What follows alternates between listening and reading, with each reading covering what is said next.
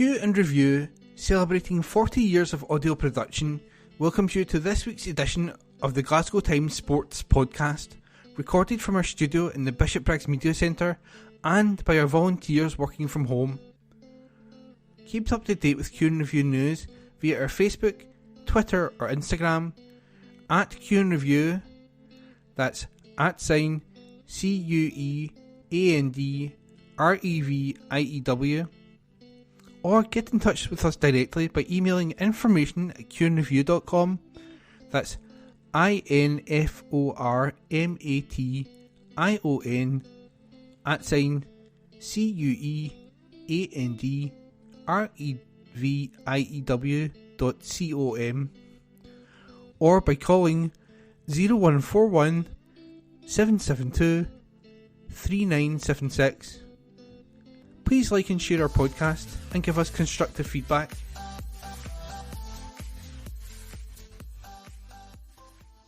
From the Glasgow Times Sports section published on Tuesday the 9th of January 2024. In brief, Nightingale signed short-term deal to extend County stay. Ross County have tied up defender Will Nightingale on a deal through to the summer. The Wimbledon AFC centre-half was recruited by Malky Mackay initially on a deal until January. But Mackay's successor Derek Adams has liked what he has seen of the 28-year-old. In the 4 games Nightingale has played since Adams arrived in mid-November, County have kept 3 clean sheets and conceded just once.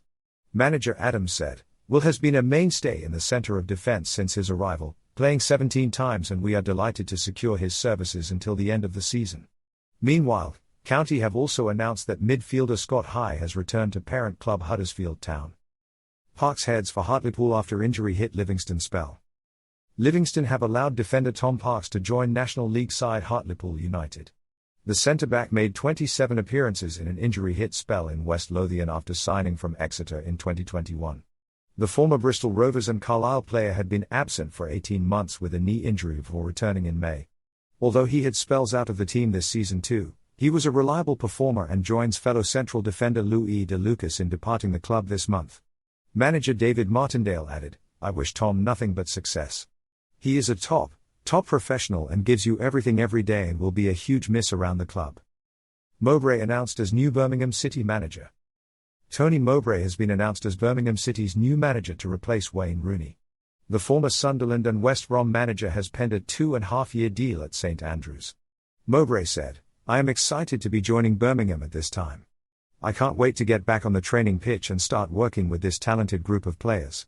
My focus is on building their confidence, delivering results, and giving Blues fans a team they can be excited by and proud of.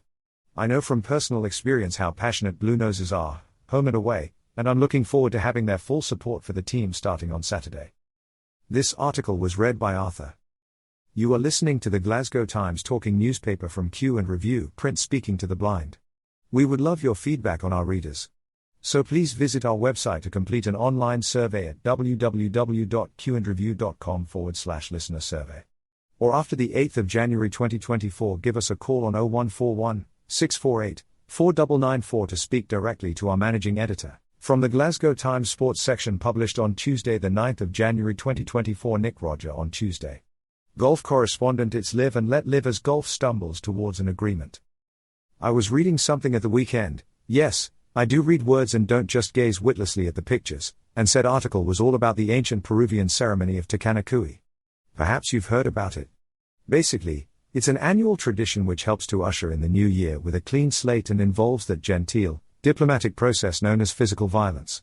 Men, women and children in the province of Chumbivilcas gather to engage in fist fights as a means of settling the myriad grudges and grievances that have built up over the past 12 months. Apparently, all this cathartic thwacking, thumping, clattering and battering helps to foster a sense of camaraderie and strengthens the bonds in the community. Once everybody has got some stuff off their chest and clocked a few say-yins, all and sundry come together to drink and celebrate. Funnily enough, members of the Herald Sports Desk employ a similarly time-honored ritual during the office Christmas knees-up. Anyway, I was thinking that Tecanacui could be used to sort out the ongoing palaver in the world of men's professional golf. After bigwigs at the PGA Tour, DP World Tour and Saudi Public Investment Fund missed the Hogmanay deadline to firm up their plans for a working partnership, a few biffs and beverages might just hasten the whole thing along. Imagine the scene? Live Supremo Greg Norman and PGA Tour Commissioner Jay Monahan, rolling around in the dirt and throwing a few punches before staggering off arm in arm for a reconciliatory pint and finally signing the framework agreement? It can't be any more ridiculous than some of the capers that have gone on over the past year or so. But here we are in 2024, and things are still mired in uncertainty. Those no-nonsense residents of the aforementioned chum bivouacs are probably dabbing their burst lips, cut eyebrows and dented noses and saying, well, I've just stuck the nut on my next-door neighbor because of his encroaching hedge, but at least we get bloomin' stuff sorted quickly. At the weekend there, the PGA Tour's first signature event of the new season, the Century, took place in Hawaii and served to illustrate how badly the men's game has been affected by the ongoing muddle. A year ago, in the same tournament, Jon Rahm got 2023 off to a barnstorming start when he fired a final round 63 to overcome a 9-shot deficit and win with great aplomb. Rahm, of course, is now a LIV employee and wasn't allowed to play in the 2024 opener. The watering down of PGA Tour events goes on. Unless something comes out in the wash soon, April's Masters, the first men's major of the year, will, again, be the first time we see all the game's big hitters on the one stage. Great news for the Augusta showpiece. Not so great for everything that goes before it. For the casual observer, who probably now gets more roused watching dust form on a sideboard than they do about switching on the golf, confusion and shrugging indifference reigns. Regular tour events are diluted and the attraction can be less compelling. Meanwhile, LIV, despite all its self-promotion, hoopla and hype, has a TV audience that's broadly equivalent to the numbers you'd get outside an old Dixon's shop when a few folk would peer at the telus in the window for the football scores on a Saturday afternoon. Everybody is being shortchanged. Well, apart from many of the increasingly powerful players, whose greed and disloyalty has led to the established tours capitulating to the Saudis.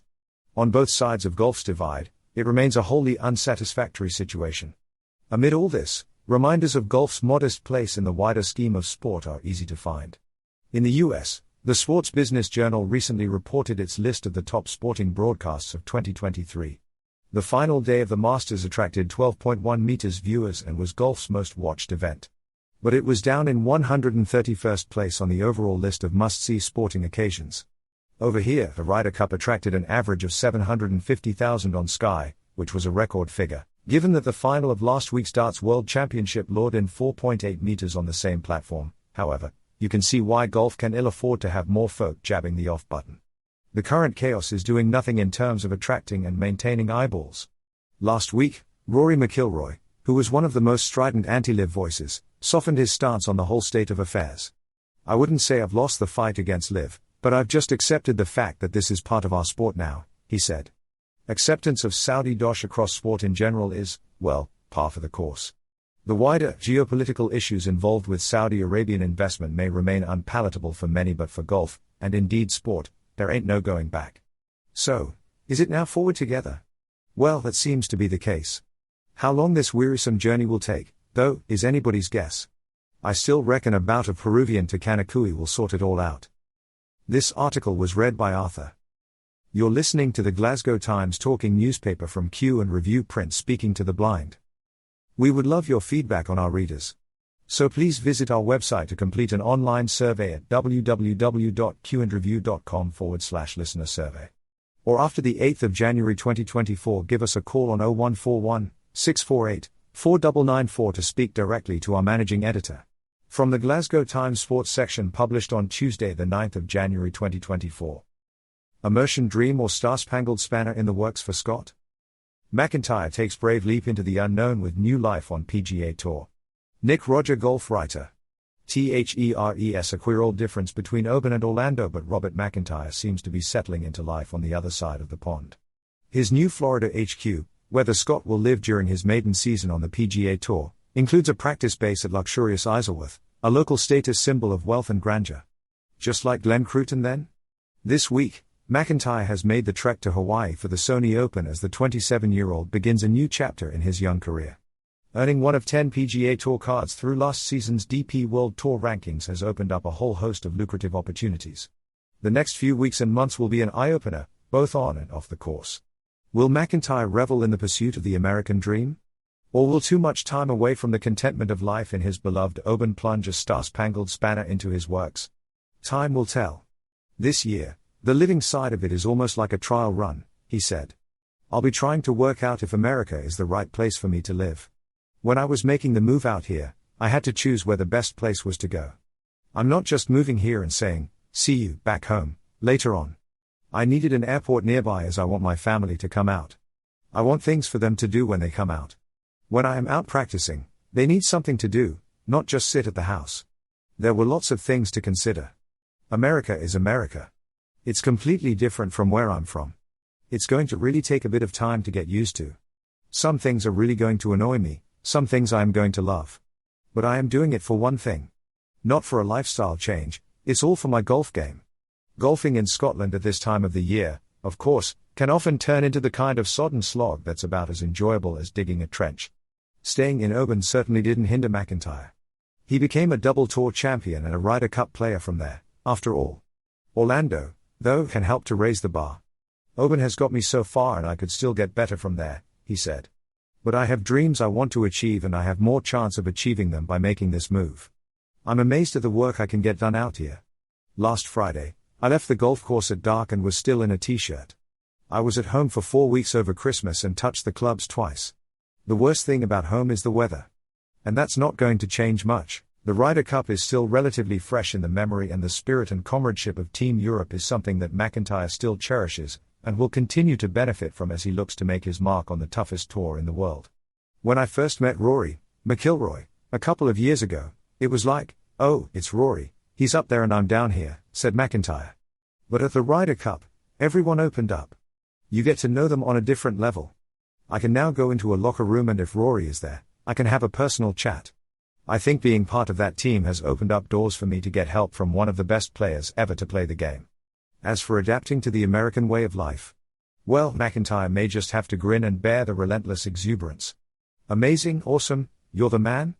I went for a coffee and the enthusiasm over making a coffee was just off the charts, chuckled McIntyre of this glass half full approach of beaming tooth enamel. I've been on Oban High Street and it's nice and chilled. Whereas over here, I feel like you go places and it's an overkill of buzz. I'm that chilled guy, so the house might be one of the best places for me over here other than the golf course. We will see if the good old US of A becomes a golfing home for McIntyre. This article was read by Arthur. You are listening to the Glasgow Times talking newspaper from Q and Review, print speaking to the blind. We would love your feedback on our readers. So please visit our website to complete an online survey at www.qandreview.com/listener survey. Or after the 8th of January 2024 give us a call on 0141 648 4994 to speak directly to our managing editor. From the Glasgow Times Sports section published on Tuesday the 9th of January 2024. Laurie, Mata will make sure he ends Edinburgh spell on a high. Bristol-bound number 8 back to maintain form before transfer. Stuart Bathgate. Rugby writer. Edinburgh forwards coach Stevie Laurie is confident that Bill Mata will be keen to end his 8-year stint on a high before his departure in the summer for Bristol Bears. The first member of the club's coaching staff to speak since last week's announcement that Mata is to leave at the end of this season, Laurie praised the Fijian number 8 for his commitment to the cause since he joined back in 2016. And pointing out that the 32-year-old had been in fine form in the team's last outing, the home win over Glasgow in the second leg of the 1872 Cup, he suggested there was no reason to expect that to change over the coming months. Bill has been a fine servant for the club, Laurie said. He's having a really good season and we expect that to continue. He's here until the end of the season, and sometimes when these things are announced it gives you a focus to really finish on a high, which I know Bill will want to do, because he's been such a good servant to the club. He is very, very diligent, easy to coach. When you consider English is his second language, he's very switched on. I think you just get something a little bit different with Bill in terms of his ball carrying. I thought he was excellent against Glasgow. He's a good man and excellent to work with and I can't speak highly enough of him. Edinburgh's first game back after the New Year break is in the Challenge Cup on Friday, when they are at home to Gloucester. The English club are top of Pool C, 3 points clear of Edinburgh and 3 other teams, while Scarlets bring up the rear. That standing in Europe is in stark Laurie. Mata will make sure he ends Edinburgh's spell on a high contrast to their position in the Premiership, in which they are currently second bottom after losing their last 9 matches. Nonetheless, Laurie does not expect an easy tie at the Hive Stadium, and is convinced that Gloucester constitute a far greater threat than those results might suggest. They've been right in it. We know how good Clermont are, and that was a fantastic win, he said of Gloucester's 28-17 victory over the French side, who had beaten Edinburgh a week earlier in the opening round of pool games. The games that they've lost have been narrow losses. We know that with the coaches they've got, their pack is something that we'll have to make sure we can test with, and they've got a bit of a threat in their backline as well with guys like Louis Rees-Zammit and Johnny May. There's a lot of quality there.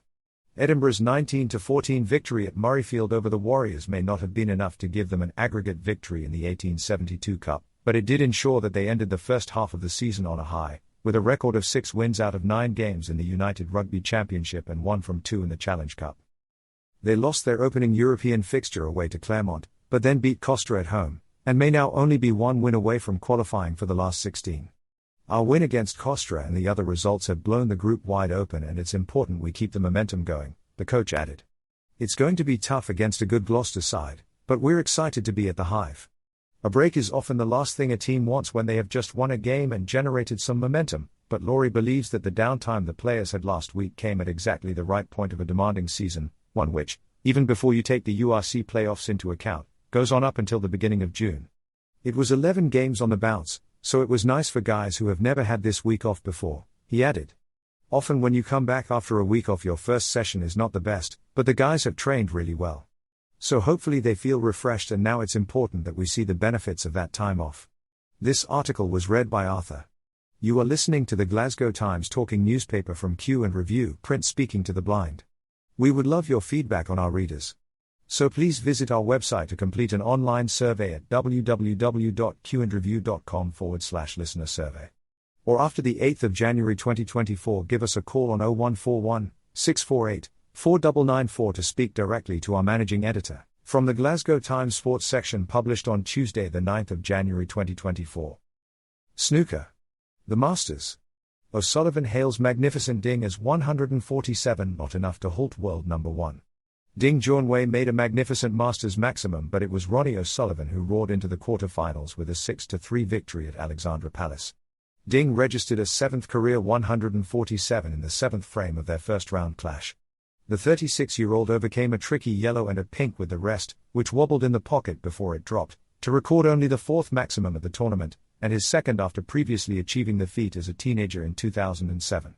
Kirk Stevens, in 1984, and Marco Fu 9 years ago are the only other players to manage Masters 147s. Ding trailed O'Sullivan 4-0 at the mid-session interval, but the 7-time world champion missed a simple red to finally let him in. The Chinese star, Wright, immediately pulled 2 frames back before his magic moment left him trailing by 1 at 4-3. However, O'Sullivan, bidding for an 8th Masters title, hit straight back with a break of 127, and 2 visits to the table later he had wrapped up victory. Unbelievable 147 from Ding, I knew he'd make it from about the 2nd or 3rd red. What a magnificent player, O'Sullivan told the BBC. On his rapid response to the maximum, he added in typical O'Sullivan style, "Listen, I just tried. My cueing is not great. I was just trying to manufacture stuff out there. But I tried. There's nothing else you can do really, is there?" Ding was not at the races before the interval and surprised himself with his milestone break. "I had a lot of chances at the start but just messed up," he said. "I didn't think I would play that well when we came back, so to make a maximum was amazing. I saw the balls open and thought I could try for a maximum because Ronnie was playing so well." This article was read by Arthur. You are listening to the Glasgow Times talking newspaper from Q and Review, print speaking to the blind. We would love your feedback on our readers. So please visit our website to complete an online survey at www.qandreview.com/listener survey. Or after the 8th of January 2024, give us a call on 0141 648 4994 to speak directly to our managing editor. From the Glasgow Times Sports section published on Tuesday the 9th of January 2024. Pressure on for Team GB with European Championships up next. Cycling. Herb Lander. Great Britain men's team pursuit squad know they have little margin for error going into this WEEKSEUROPEAN Championships. For 3 Olympic cycles, Britain reigned supreme in the blue ribband event before being deposed in Tokyo, but as another Olympic year begins, Britain must first ensure they actually qualify for Paris before setting their sights any higher.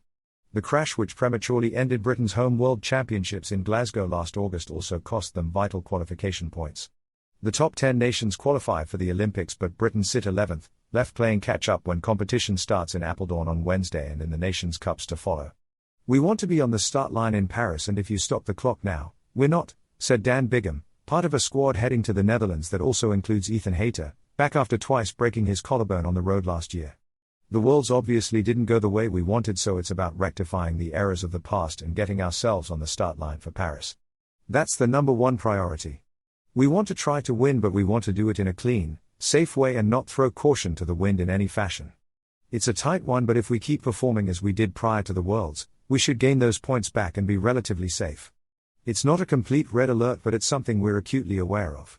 Going into Tokyo, the 32-year-old aerodynamics expert was working for Denmark as a consultant, helping them take Team Pursuit silver, while believing his own chance of ever riding at that level had gone.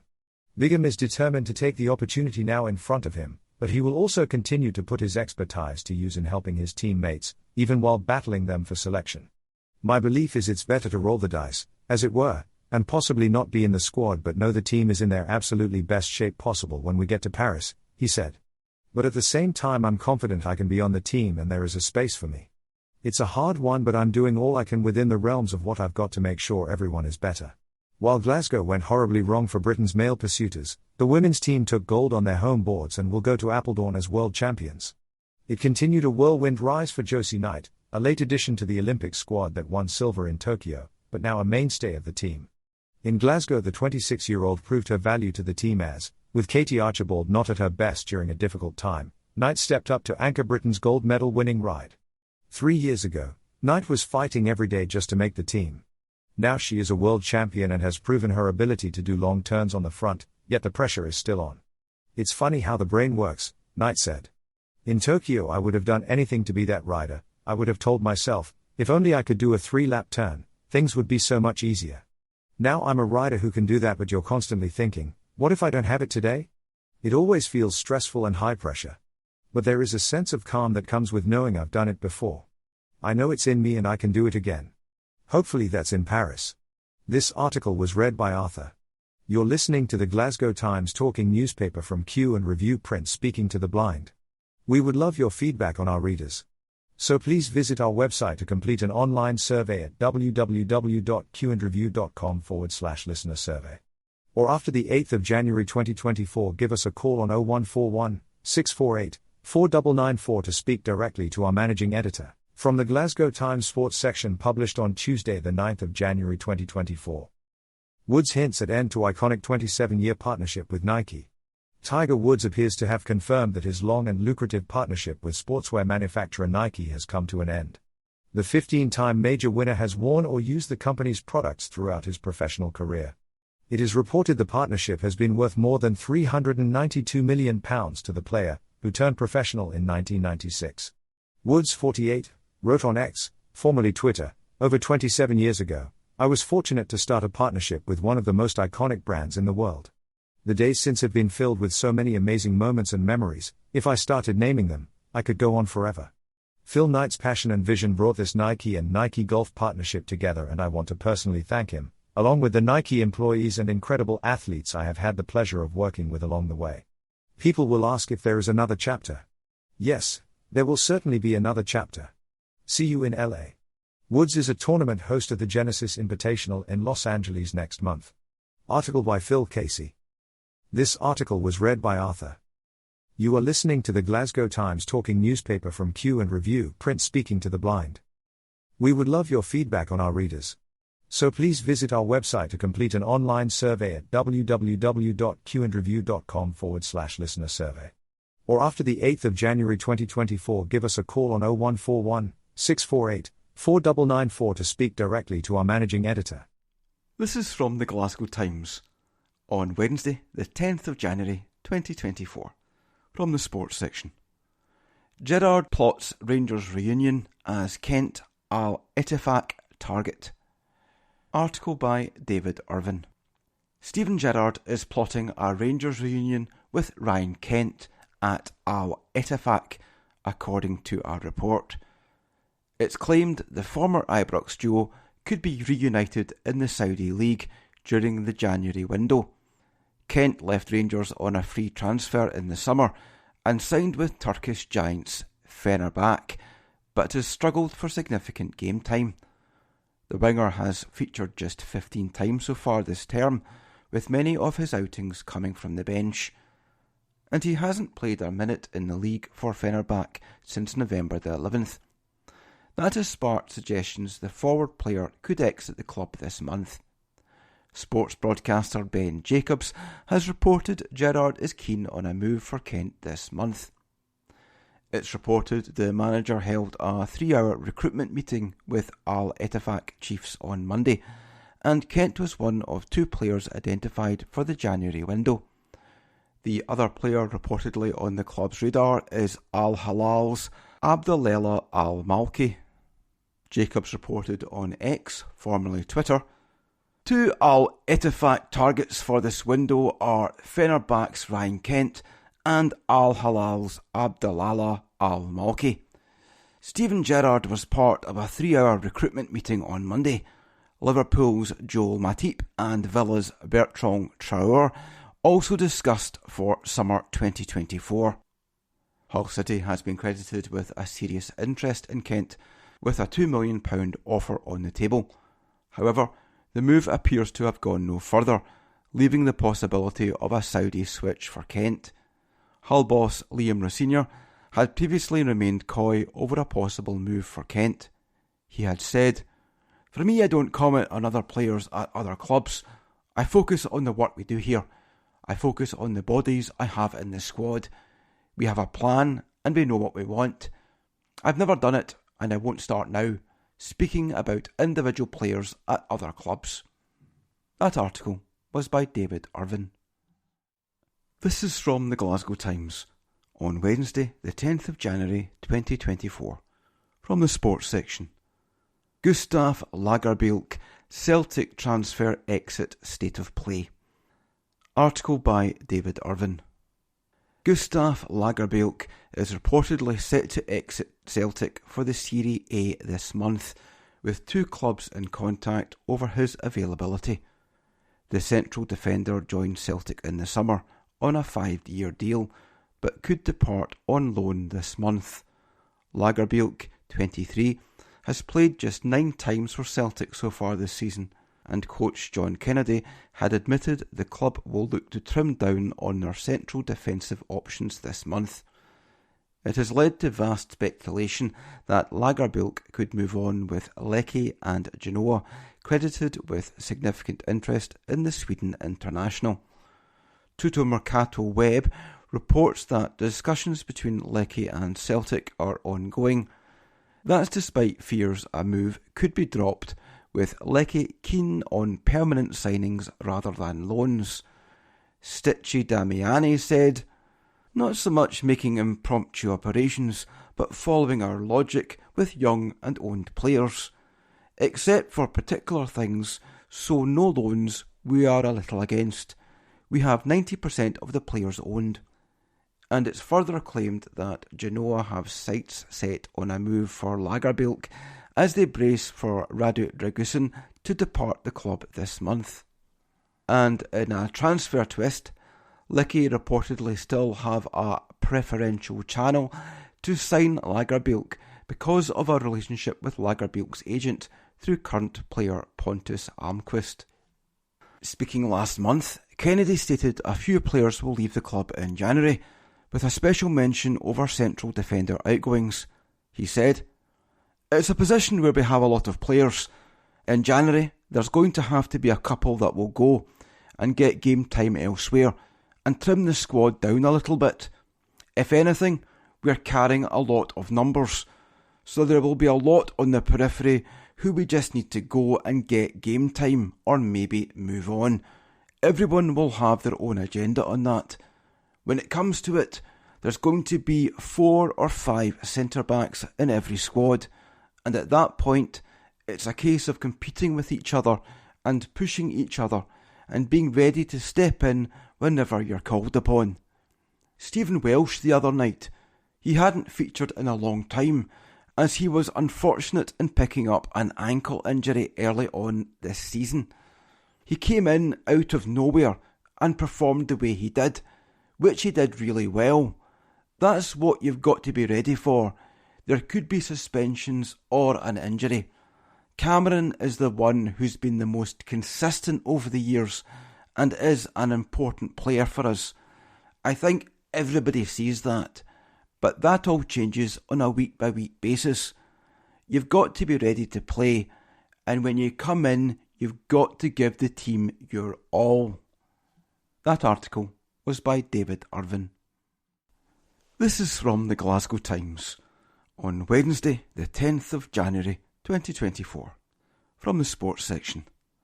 Luke the Nuke Littler inspires darts interest in league near Glasgow. Article by Ava White.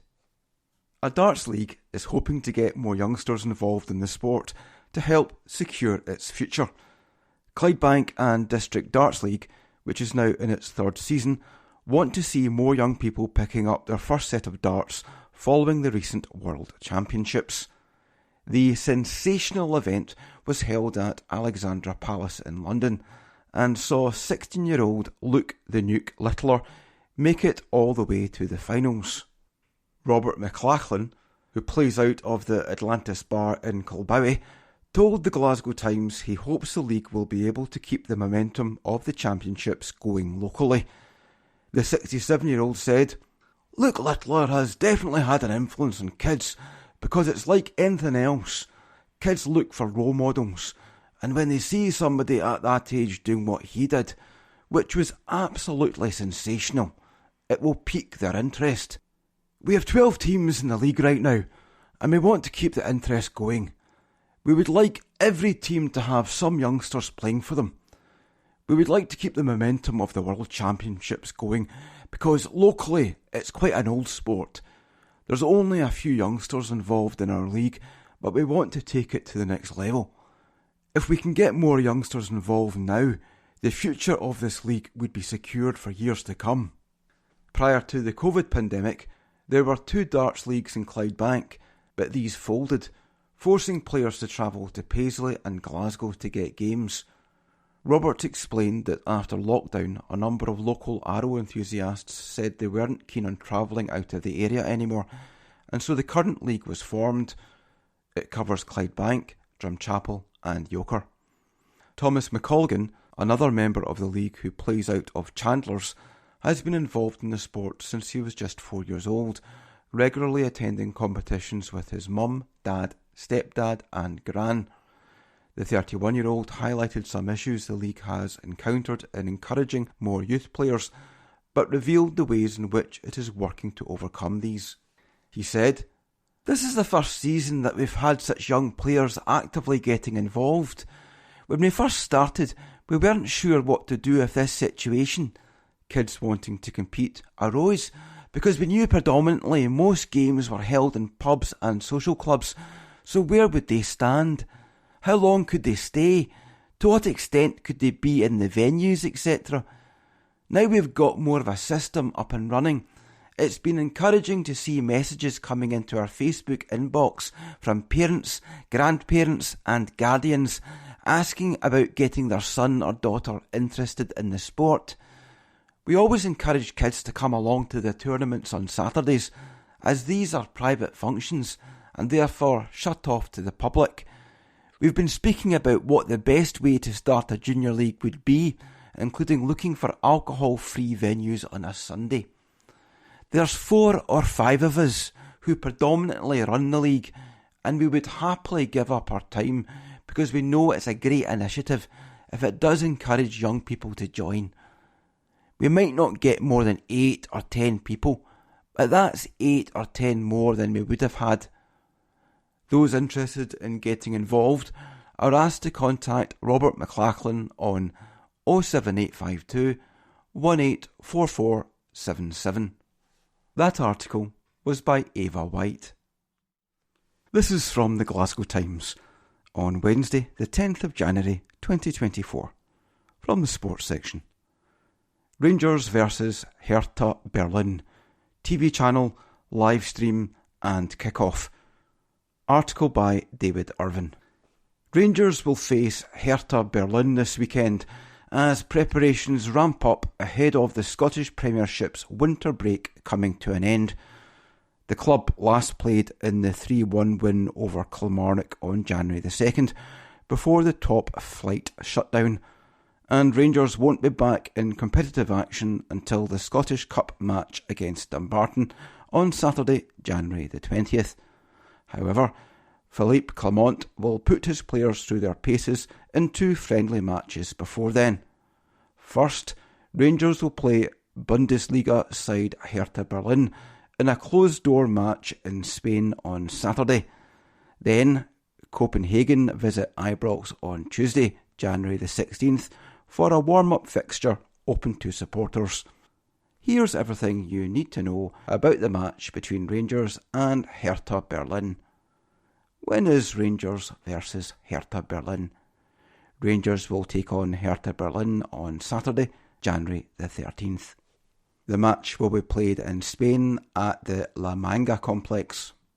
Kick-off is scheduled for 3 p.m. Is Rangers versus Hertha Berlin on TV? No, the match will not be broadcast live on television. Can I live stream Rangers versus Hertha Berlin? Yes, the match will be streamed for free by Rangers TV. Further details have yet to be announced. Can I watch the match in person in Spain? No. The club have announced the match will be played behind closed doors. Supporters have been urged against travelling to watch the match. A statement confirmed. Rangers will travel to Spain for a winter training camp to allow Philippe Clement the opportunity to prepare his squad for the second half of the season. Gers will be abroad for an intensive camp in January before returning for the Copenhagen match at Ibrox on Tuesday the 16th of January. Whilst in Spain, Rangers will take on Hertha Berlin in a closed-door match. Supporters are urged not to travel as access will not be granted. The game will, however, be streamed for free by Rangers TV.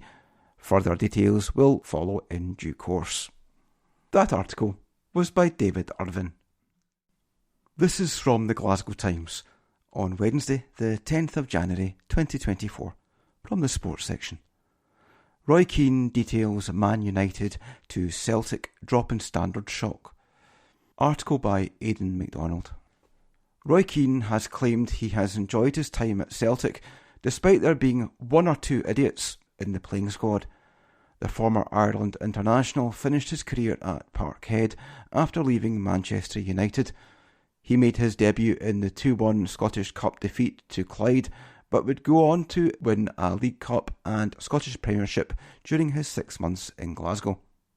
And Keane has opened up on the culture shock he received when he first joined the Hoops, particularly in terms of the standards of the training ground. Speaking on Gary Neville's Stick to Football podcast, he said, "I went to Celtic, an iconic and amazing club. The stadium is amazing, but I hadn't really seen the training ground. I'm going back a few years. They have a good one now. I was in the dressing room with Celtic. We got changed at Celtic Park and drove to the ground in our boots and gear. I didn't kick a ball at Celtic. I was injured all the time. What I did enjoy, for all my comfort zone at Manchester United, and I loved every minute of my time at Manchester, was that it was good to be in another dressing room for 6 months. The Celtic lads, there were 1 or 2 idiots, but generally speaking, they are great lads. I mixed with different lads, different dynamics, and I really enjoyed my time at Celtic." Keane also claimed that then-manager Gordon Strachan took a step back from transfers, and that this was something he admired. When Gordon Strachan was manager at Celtic, Celtic and Gordon had a bit of success, but he said he backed away from all transfers, he continued. He went, "I've bought too many bad players." Gordon held his hand up and said, "I'm not good at spotting players and bringing players in." He'd obviously had some success in terms of bringing players in when he was at Coventry, but he got to the stage where he went, "I'm backing away from all transfers." I'm sure he had some sort of conversations, but didn't get involved, and that's an experienced manager. That article was by Aidan MacDonald. From the Glasgow Times Sports section published on Thursday 11th of January 2024. GB Women's Sprint Team claims silver. Cycling. Great Britain claimed silver in the women's team sprint on day 1 at the European Track Championships in the Netherlands. The team of Emma Finucane, Sophie Capewell, Larry Thomas and Katie Marchant were narrowly edged out by Germany in the battle for gold, having eased past Ukraine in the first round by setting the second fastest time. Individual sprint world champion Finucane was pleased with her team's ride and is confident they are heading in the right direction ahead of this summer's Paris Olympics. I feel like we came into this with a lot of training behind us and we wanted to execute through really good rides, Finucane said. I feel like we have done that as a team and I am really proud of all of us. We nailed our processes and put down a time that we are really proud of.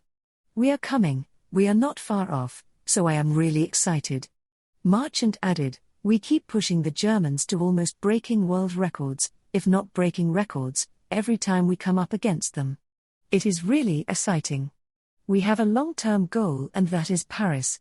We are really confident in our ability and I think as a team we are in a really good place.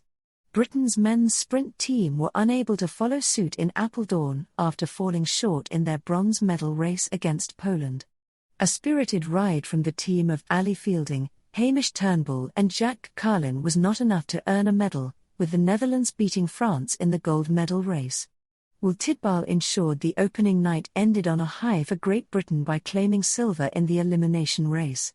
The 23-year-old, the scratch world champion, picked up his first individual European medal as he finished behind Denmark's Tobias Hansen and ahead of Belgium's Jules Hesters. Tidball said, "It is a good start to 2024. It was nice to get in a race again, sadly it was silver. Lots of positives to take. He is a deserving winner. I am excited, it's a big year, isn't it? After winning the Worlds last year, the scratch race, that was massive. If you had told me last year that I'd be getting a medal at the Euros, I'd probably be happy, but the fact I'm a bit disappointed shows the standard I am going for now." This article was read by Amy. You are listening to the Glasgow Times talking newspaper from Q and Review, print speaking to the blind. We would love your feedback on our readers. So please visit our website to complete an online survey at www.qandreview.com/listener survey.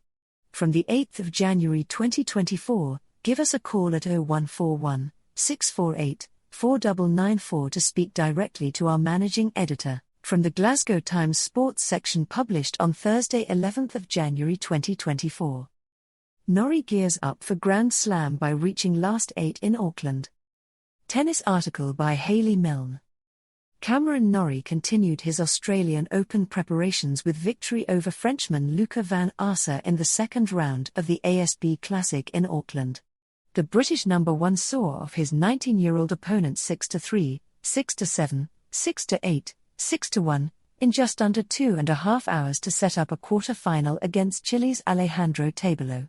Having claimed the opening set, Norrie had match point in the tiebreak before Van Aarse came through to bring the match level. He was then broken by Van Aarse in the opening game of set 3 before hitting back emphatically, rattling off 6 games in succession to secure the win. Norrie, who was brought up in New Zealand and is seeded 19th for the Australian Open ahead of today's draw in Melbourne, said, "I think it was exactly what I needed. I had to fight hard and the crowd got behind me. It's the match I needed before Australia. This is a special tournament for me." At the Adelaide International, Jack Draper is also into the quarter-finals after saving 2 match points in a comeback win over Serbia's Miomir Kekmanovic. The British number 4 was down a set, but won the next 2 in a tie-break as he earned a marathon 5-7, 7-6, 11-9, 7-6, 9-7 victory in 3 hours and 39 minutes. Following a back-and-forth opening set, the intensity lifted in the second as Draper fought to stay alive. Despite facing 2 match points in the tie-breaks, the 22-year-old held on to claim the set and, ultimately, the match. Draper will face number 1 seed Tommy Paul. The American, who overcame Alex Bolt's 6-3, 6-2, said, "I lost to him, Draper, last year here. He's obviously been working hard the past couple of months too. I'm sure he's." Hayley Milne. Norrie gears up for Grand Slam by reaching last 8 in Auckland, probably feeling a little tired right now but should be totally fine tomorrow. He's a pretty hard worker, he's fit and playing well, obviously, so it should be a fun match. Dan Evans was unable to join Draper in the last 8 as Alexander Bublik came from behind to defeat the British number 2. After starting well to claim the first set, Evans was then broken to go 4-2 down in the second, and he would secure only one of the games that followed as Kazakhstan's Bublik surged to a 4-6, 6-2, 6-1 win. Evans, returning to action at this tournament after his 2023 campaign was ended prematurely by a calf injury, will be unseeded at a Grand Slam for the first time since 2019 at today's Australian Open draw.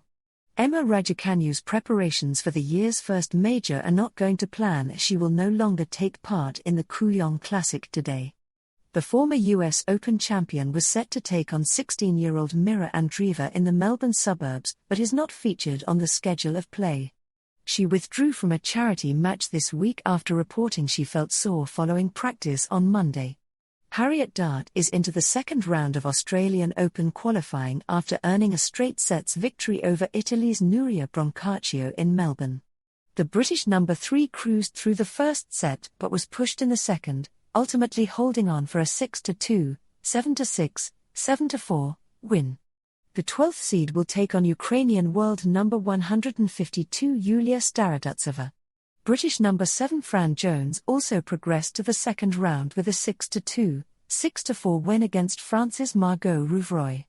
It was a different story for Heather Watson, however, as the British number 4 fell in straight sets to Switzerland's Lulu Sun. In the men's draw, Britain's Oliver Crawford advanced with a 6-3, 3-6, 6-1 victory over Belarusian Ilya Ivashka, while British number 6 Jan Choinsky went down to Germany's Benjamin Hassan 6-4, 6-0. This article was read by Amy. You are listening to the Glasgow Times talking newspaper from Q and Review, print speaking to the blind. We would love your feedback on our readers. So please visit our website to complete an online survey at www.qandreview.com/listener survey. From the 8th of January 2024, give us a call at 0141 648 4994 to speak directly to our managing editor. From the Glasgow Times Sports section published on Thursday 11th of January 2024. Scotstoun Salah insists try record. Warriors hooker Matthews has Van der Merwe tally in his sights but says sole focus is on team success. Ewan Robertson rugby writer. Scotstoun Salah insists try record. There was no hesitation from Johnny Matthews overcommitting his future to Glasgow, but the popular hooker refuses to be decisive when it comes to the Warriors' all-time try-scoring record. Matthews has signed a new 2-year deal to keep him at Scotstoun until the end of the 2025-26 season after he was rewarded for his excellent form. The 30-year-old initially joined on a short-term contract in 2019, but his phenomenal scoring prowess has earned him cult hero status among the club's supporters. Matthews is comfortably the top try scorer in the URC with 10 this season, and he is in Glasgow's top 5 in their history with 34 tries in 60 appearances. Matthews scored a remarkable 20 tries in 2023 alone, and that is the same number that he is behind Glasgow's record scorer DTH Van der Merwe, but the humble hooker was coy over whether that number was a target. If I keep playing and the maul keeps on going well, then I suppose Glasgow Warriors hooker Johnny Matthews has been rewarded for his fine scoring. There's every chance I might get close to it, Matthews said. If you start to look at stuff like that, then it starts to affect the rest of your game. If I'm lucky enough to get on the back of a few good mauls, then I'm happy to be the one to put the ball down and score. As long as I'm fit and still in the squad, then hopefully I will have the opportunity to score a few more tries along the way. Not all of my tries have come from the maul. I've scored a few from open play as well. Glasgow's impressive rolling maul from lineouts is feared across Europe, and Matthews has been the main beneficiary. While the majority of his tries have come from that avenue, Matthews has also demonstrated his pace, and the Liverpudlian joked it was required growing up in Merseyside. Apparently, I'm deceptively quite fast. But, growing up in Liverpool, you need a decent turn of pace, Matthews said with a laugh. We work hard here to be all-round athletes. You don't want to be one-dimensional, especially as a forward. I don't actually know where I'd rank in the speed tests. The backs and forwards do them separately. But I would definitely be up there. I'd back myself over 10 metres against most of the forwards. The boyhood Everton fan was not amused at being nicknamed the Scotstoun Salah, a reference to the football club City rivals Liverpool's forward Mohamed, recently, but talk of his new deal at Glasgow brings a smile to his face as it provides stability in a place he has grown to love. It's massively important, Matthew replied when asked about the security of a longer-term contract. For me and my wife, we have that little bit of security now for the next few years. It's a huge relief and a nice little weight off the shoulders to have that little bit of security. I've loved Glasgow as a city. It's similar to Liverpool. But I actually live in Edinburgh and that's great as well. My mum is from Glasgow, along with all her family. So it's been a great place for me. If I'm honest, when I first came up to Scotland, I probably didn't see myself staying this long. I was originally just signed as cover for the World Cup, but then I kept getting little extensions along the way. To be here for this long, and now have a new extension for the next few years, it's a dream come true. It has been a whirlwind for me.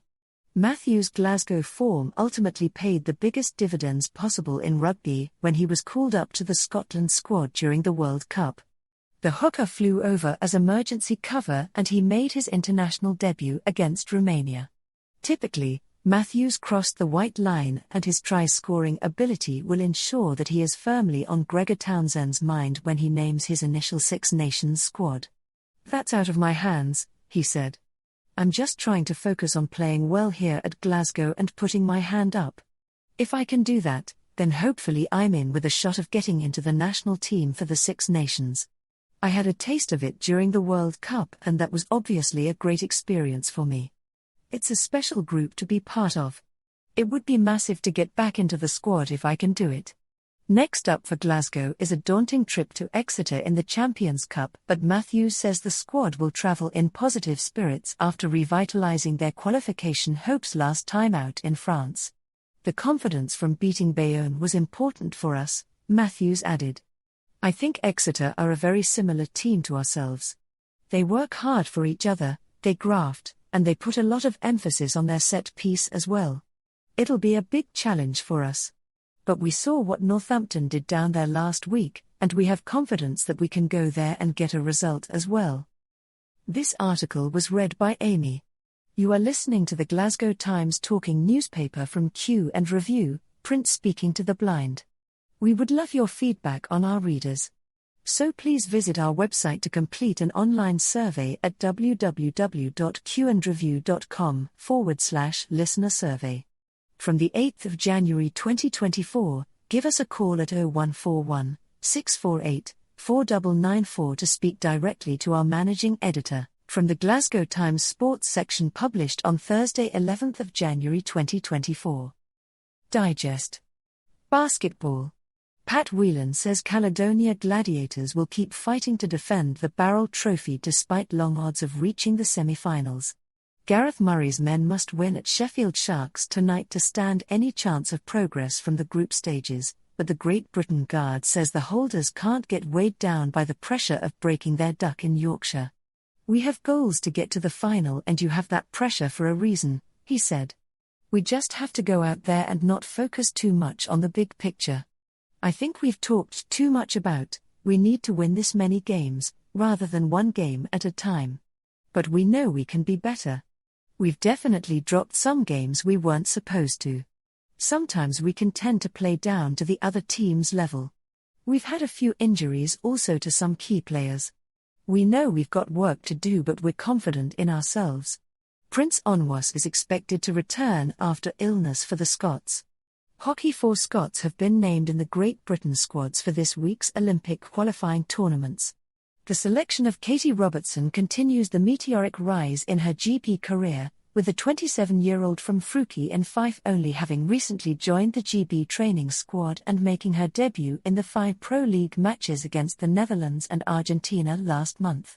The former Edinburgh University midfielder is joined by Sarah Robertson and defender Amy Costello, but Charlotte Watson, who also played in the Pro League matches, was not included in the squad.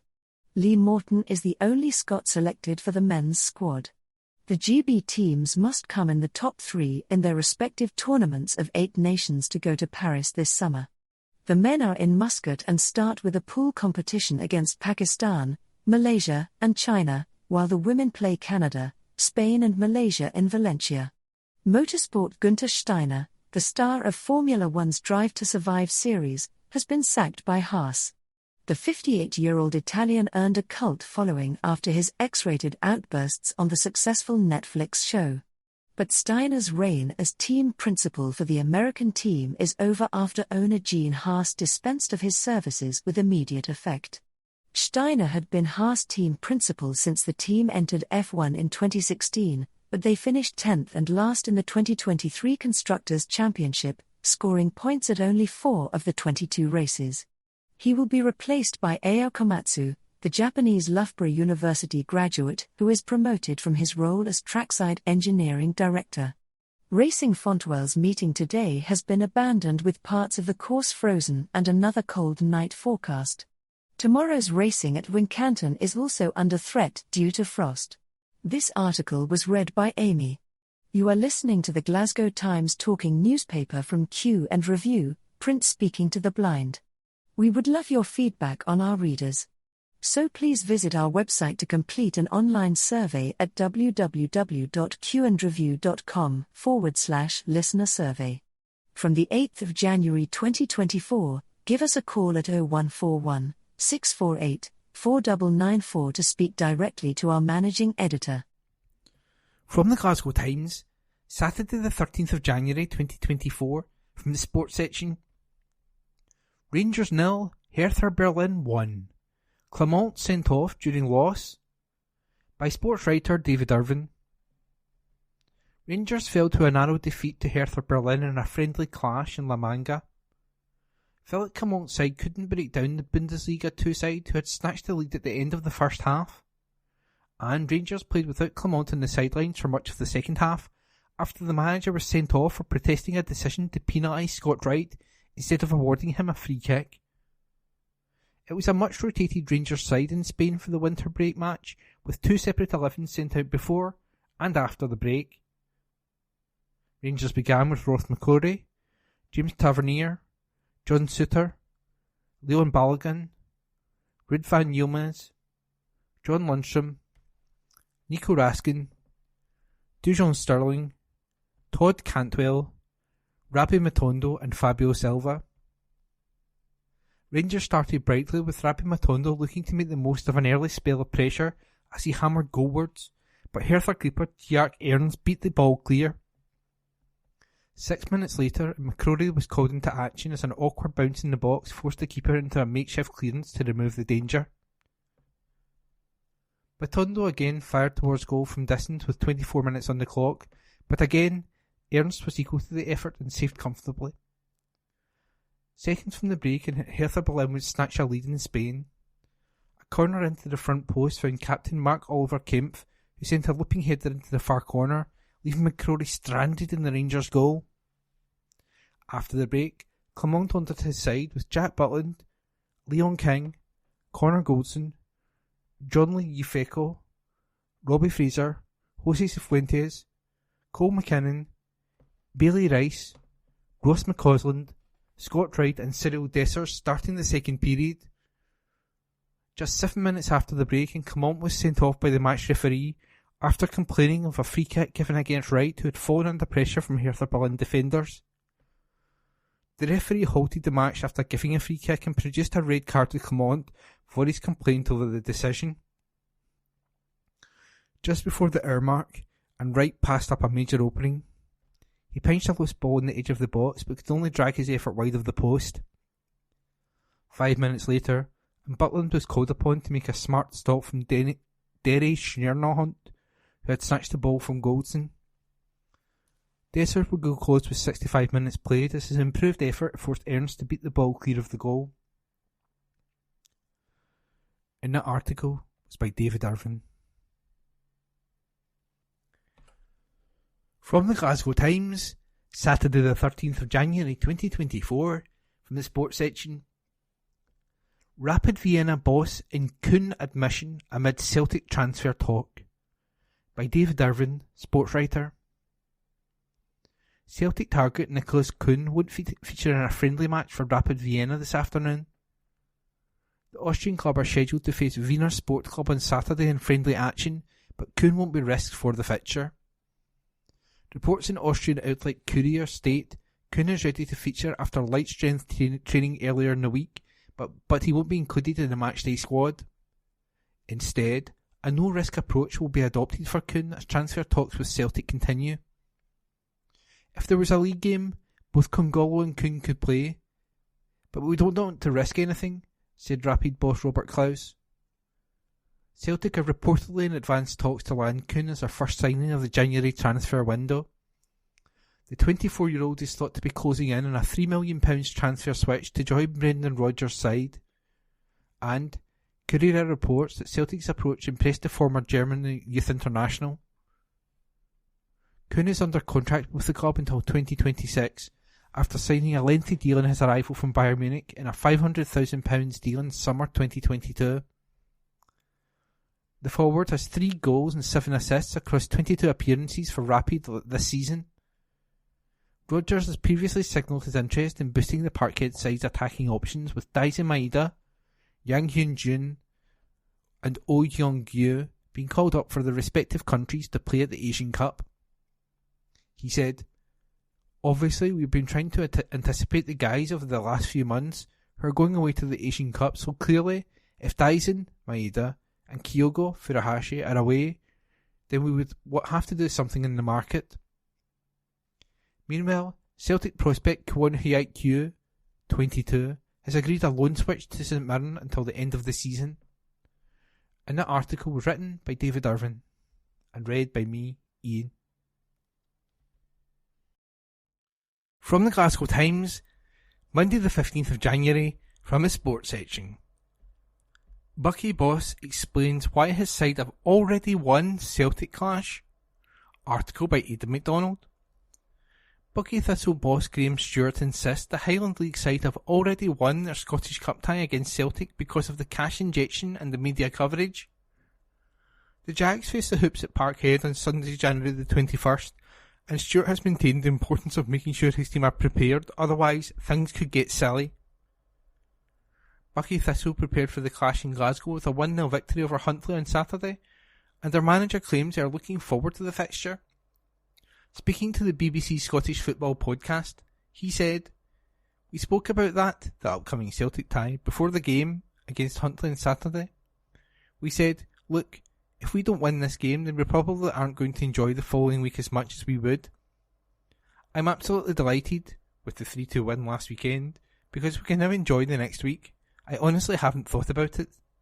I will now, don't get me wrong. I'm focusing on it now.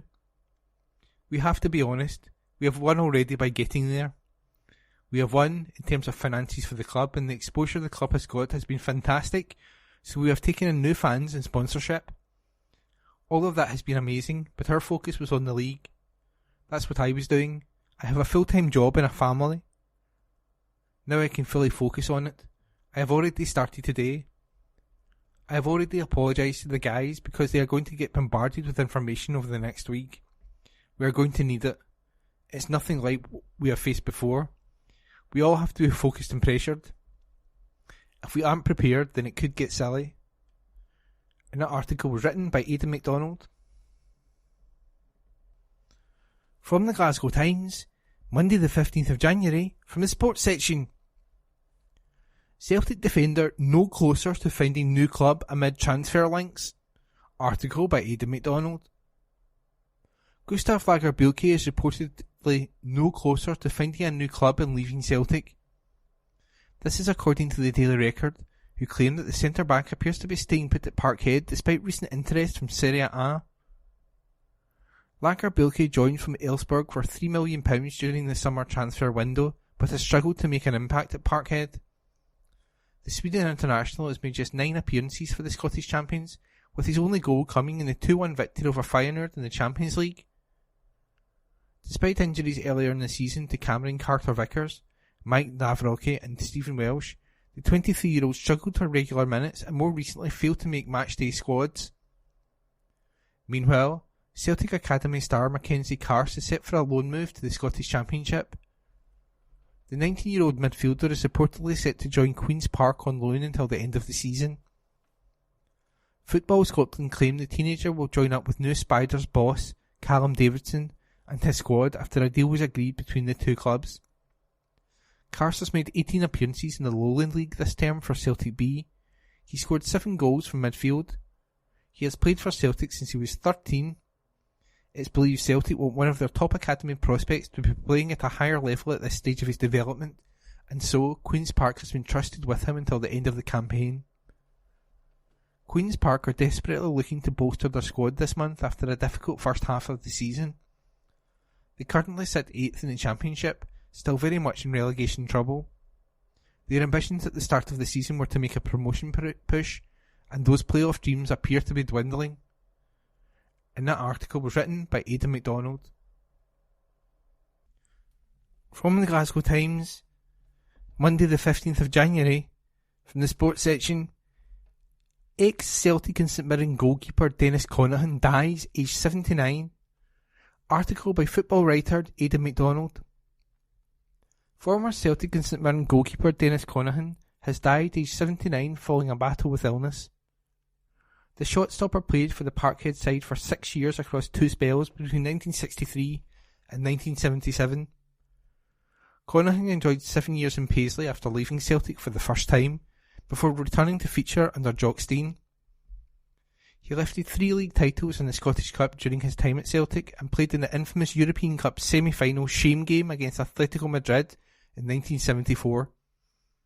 The goalkeeper also had spells at Morton, Clyde, Renfrew and Arthurlie, while spending several months on loan at Yoker Athletic in 1963.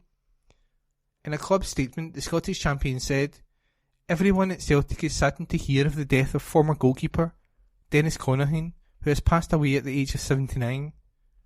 Over a 6-year period between 1971 and 77, Dennis played 56 times for Celtic, winning 3 league titles, the Scottish Cup in 1974, and also the Dryborough Cup that same year. He actually began his football career with Celtic back in 1963, but left the club a year later. He would go on to spend 7 years with St Mirren before returning to Paradise when Jock Stein signed him in October 1971. He made his debut the same month in a 2-1 league win against Dunfermline at East End Park, and he would go on to make 14 appearances that season, helping the Hoops win their 7th league title in a row. During his time at Celtic, he competed with Evan Williams and Ali Hunter for the number 1 jersey, and he was in the side which took on Atletico Madrid in the 1974 European Cup semi-final, playing in both legs. He was also in the starting 11 when the Hoops beat Dundee United 3-0 at Hampden to win the Scottish Cup in 1974, while the previous week he had been part of the team which drew 1-1 away to Falkirk to clinch the club's 9th successive league title. Dennis also famously saved 2 penalties against Rangers in the 1974 Dryborough Cup final shootout, Celtic's only success in that short-lived competition.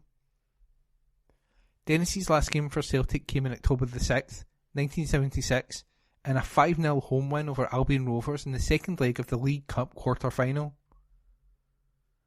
And that piece was written by Aidan MacDonald. From the Glasgow Times, Monday the 15th of January, from the sports section. Ex-Rangers defender Philip Hollander subject of transfer bid? Article by sports writer Ewan Payton. Former Rangers defender Philip Hollander is at the centre of a transfer bid from a major European club. Anderlecht has reportedly lodged a formal offer for the Sweden centre-half. The 30-year-old has been playing for Odense in Denmark since departing Rangers last summer upon the expiry of his contract. He's made just 11 appearances for the club. However, he's clearly made the desired impact, with the Belgian giants Anderlecht on his tail.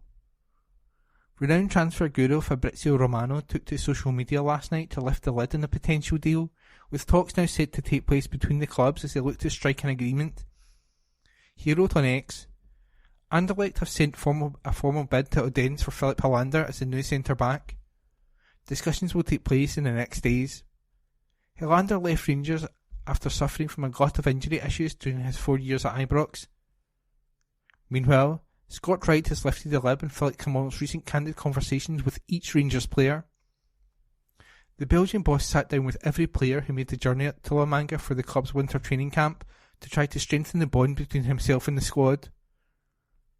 The Gers players have been put through their paces during the winter break. As well as training sessions in the sun, they played a closed-door friendly against Hertha Berlin, with another game against AFC Copenhagen scheduled for tomorrow evening. However, Clement has also taken time away from the pitch to talk one-to-one with each of his players. That's something that has helped to provide clarity to Wright.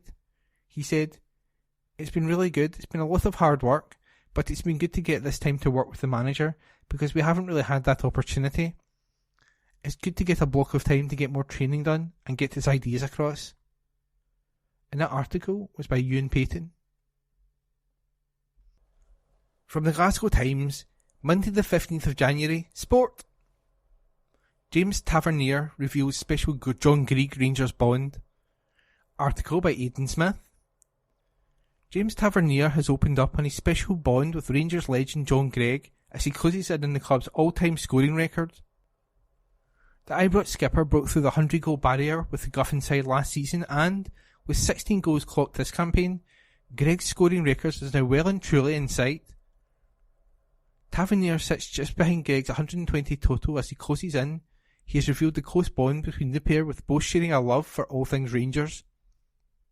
"He reliably informs me he scored all the goals I do with a broken leg," Tavernier told the Rangers Review. "I got to see a lot more of Mr. Greig when I started at Rangers. He used to come into the back room at Dr. Jackson's when the stadium was a bit different. I'd see him before and after games and I'd get a lot of grief no matter how I played. He is a true legend of the club. It's only right we have a statue outside to mark his contribution. Overtaking him would be a huge achievement, but I could never compare myself to him. I just tried to be a sponge around him. I've always appreciated whatever words I've had around him, even if it's been grief, and keep learning because he has an abundance of knowledge." On his future at Rangers, Tavernier added, "The hunger to win? That never goes away. Whether it's in training or matches, it's my job as captain. To bring standards and drive the team. That's what Rangers is about. The club is built on a rich history of winning trophies. You're confronted with that fact every day in the training ground and the stadium. Rangers' rich history of winning trophies. My job as captain is to continue that." And that article was written by Aidan Smith and read to you today by me, Ian. From the Glasgow Times, Monday the 15th of January, from the sports section, Josh Doig to Marseille transfer at risk of falling through. Article by Aidan MacDonald. Josh Doig's proposed transfer to Marseille from Hellas Verona could be off after a dispute between the two clubs.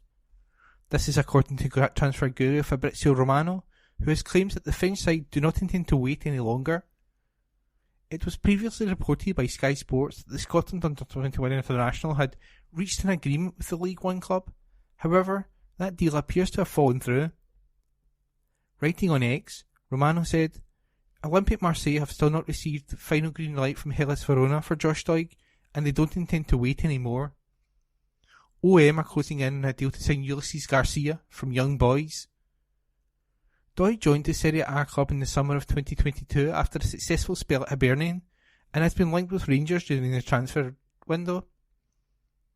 He has recently captained Scotland Under-21s and has thrived in Italy, following the route of fellow countrymen Aaron Hickey and Lewis Ferguson. The 22-year-old has made 35 appearances for Hellas Verona, scoring twice and providing 4 assists. He previously spoke about how much he was just enjoying life abroad. "It's amazing there. It's a different culture. It's all new. The city, the layout, the people, everything is new, but I'm embracing it as much as I can. The style of football is not massively different. You have a lot more of the ball at your feet and you need to play and be comfortable on the ball. It's good for me, it's maturing me as a player. I'm on the ball a lot more and I've enjoyed it. My girlfriend Molly has moved over. She's actually got into university there, so it's perfect. She's studying fashion at a fashion school. The club set it up for her. She's more clued up than me. She has advanced hires and is properly brainy. My mum and dad are over every month or so and are loving a wee holiday. They love the city as much as I do. We do 2 lessons a week on Zoom with a guy and she's picking it up. We do it together, and I'm just sitting back listening to her. And that article was by Aidan MacDonald. From the Glasgow Times, Monday the 15th of January 2024, from the sports section. Nicholas Cunn undergoing medical in London ahead of Celtic transfer. Article by Aidan MacDonald. Rapid Vienna winger Nicholas Cunn is undergoing a medical in London ahead of his move to Celtic. This is according to Sky Sports, who claim that the 24-year-old is due to fly to Glasgow later this afternoon to finalise the deal. Barring any last-minute hitches, Cunn will become the club's first piece of transfer business this January. It's believed the deal is worth a little under £3 million and it's anticipated that forward will sign a 4-year contract at Parkhead. The one-time Ajax and Bayern Munich player has 3 goals and 7 assists to his name so far this campaign. Meanwhile, Celtic are set to send youngster Adam Montgomery out on loan for the second time this season. The Daily Record reports that Motherwell is leading the chase to sign the 21-year-old until the end of the season. The Steelmen are looking to fend off interest from other Premiership rivals, as well as English lower league clubs, to land the left-back. The top-flight strugglers are desperate to sign a left-back this month after Brodie Spencer, who spent the first half of the season on loan at Fir Park, was recalled by parent club Huddersfield. Montgomery was last week recalled by Celtic after an unsuccessful stint at Fleetwood Town. The youngster managed just 6 appearances for the League One outfit. He joined under Scott Brown in the summer. However, he was sacked in early September and the club has changed manager twice since. It's said that Brendan Rodgers wants to keep a closer eye on Montgomery, so Motherwell seems to be his likely destination. Montgomery has previous first-team experience in the SPFL at Aberdeen and St Johnstone. His season-long loan at McDermott Park last term was certainly regarded as a success, as he helped the Perth side stay in the division. And that article was by Aidan MacDonald. From the Glasgow Times, Monday the 15th of January, from the sports section, Philip Clement's Rangers extra powers winter break hope. Article by Ewan Payton. Philip Clement knows he's put his Rangers players through their paces when other teams have been resting during the winter break. But the Belgian is hopeful that the club's winter training camp in Spain will have given his players extra powers in the months ahead. Rangers have been training hard at La Manga over the past few days and even fitted in a closed-door friendly against Hertha Berlin. That game ended in a 1-0 defeat, and it certainly looked like the sort of showing that was exactly what you'd expect after a break away from football. The hard work continues this week with another friendly against FC Copenhagen at Ibrox tomorrow night, before the competitive action returns with the 4th round of the Scottish Cup on Saturday evening at Dumbarton. Clement insists the idea of pushing his players at this stage is so they have the endurance to go the distance, with the Cup, Europa League and Premiership still all to play for. We saw good things on a pitch that was not the best, the 49-year-old said. We tried to play with a good tempo on a pitch that also wasn't the biggest, to create space against a team that didn't want the ball and waited for transitions. So, those are the circumstances that make it more difficult to score the goal. I see the good intentions with a lot of players, and I saw the effort, which is what we need for the moment. They will have the profit of that in the next couple of weeks because the players are going to go really deep this week and in the week to come, but it will give them extra powers for the next couple of months. And that article was by Ewan Payton. From the Glasgow Times, Monday the 15th of January, from the sports section, Van Hooijdonk opens up on transfer links amid Celtic's striker search. Article by football writer Aidan MacDonald. Sidney Van Hooijdonk has addressed reports linking him with a move away from Bologna amid Celtic's hunt for a striker in the January window. The Dutchman has long been linked with following in his father Pierre's footsteps and making the move to Parkhead.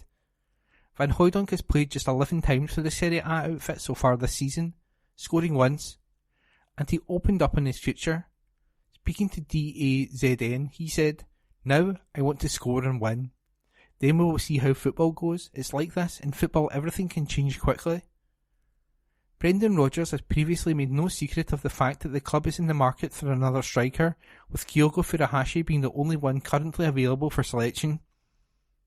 Meanwhile, Gustav Lagerbielke is reportedly no closer to finding a new club and leaving Celtic. This is according to the Daily Record, who claim that the centre-back appears to be staying put at Parkhead despite recent interest from Serie A. Lagerbielke joins from Elfsborg for £3 million during the summer transfer window, but has struggled to make an impact at Parkhead. The Sweden international has made just 9 appearances for the Scottish champions, with his only goal coming in the 2-1 victory over Feyenoord in the Champions League.